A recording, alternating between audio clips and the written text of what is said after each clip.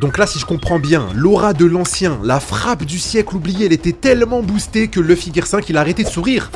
C'est ça qu'il me fallait, c'est ça que j'attendais, le Gear 5 qui ne sourit plus. C'est triste de se dire que cette scène est un rajout de l'anime et que pour l'avoir, il a fallu que Luffy Gear 5 soit sous puff saveur acquis du siècle oublié.